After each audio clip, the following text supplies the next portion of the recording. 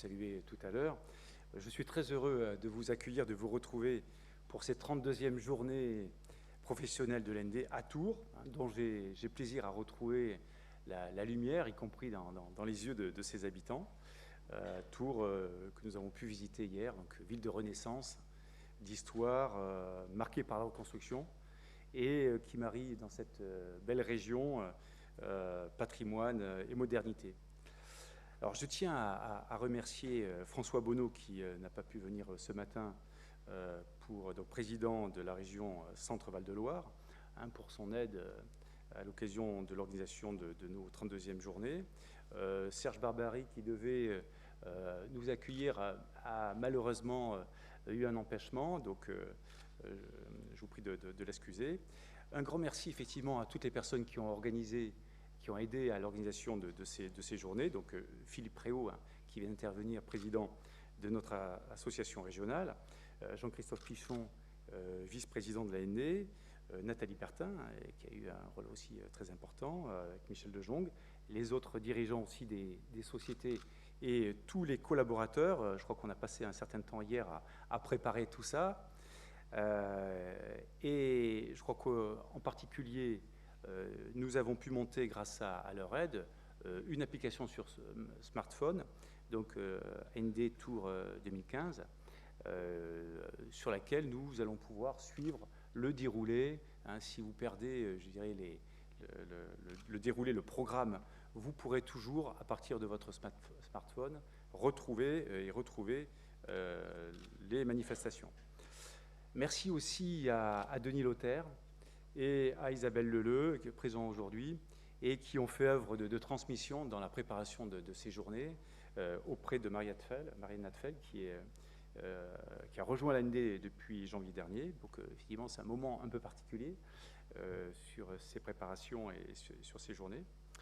Et pour venir au thème de nos journées autour de la révolution numérique, le monde effectivement et nos sociétés avancent très vite, et il est apparu comme une évidence de vouloir rattraper le retard que nous avons pris dans ce domaine, dans un domaine un peu étrange à nos yeux, donc le monde du numérique. Et nous avons demandé à Philippe de Sertine, directeur de l'Institut de haute finance, professeur en sciences de gestion, qui est aussi intervenu dans le cadre de la commission Juppé et Rocard, et qui va nous préciser les contours et les effets dans sa conférence, La révolution numérique, nouveau pilier ou pilier du nouveau modèle économique mondial.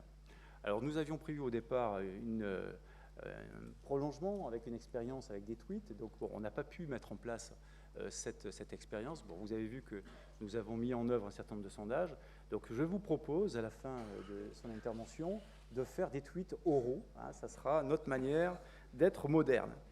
Alors, il sera accompagné par Serge Guérin, sociologue et directeur du FIS, qui participera aussi à cette expérience, qui pourra peut-être relier ces tweets oraux de nouvelles de troisième génération probablement.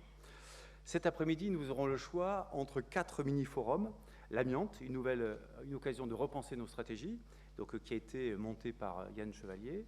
La mobilité des locataires vers un droit au parcours résidentiel, donc piloté par Didier Poussou. Les nouvelles réglementations bancaires, menaces ou opportunités pour les ESH, avec Jean-Pierre Chouel, qui malheureusement n'a pas pu venir avec nous, avec un rendu des premiers contrôles en Cols, et donc Alain Benoîton qui a repris le flambeau. Et également le mentorat de nouvelles compétences dans l'entreprise, piloté par Emmanuel Picard. À 18h30, de manière assez précise, nous avons rendez-vous devant le parvis du centre des congrès pour nous laisser porter par des bus qui nous amèneront au château de Chenonceau pour un moment, je crois, de grande convivialité et de partage dans ce site fabuleux. Demain, après nos assemblées générales, donc à 9h, nous découvrirons les secrets d'un chef d'orchestre, Michel Podolak, dans l'art de la coopération. Enfin, notre table ronde, préparée par Marie Spratt, Jean-Christophe Pichon, Philippe Denige, Bernard Ranvier et Philippe Bareil, sur le thème « Quel projet pour le logement social et les territoires ?»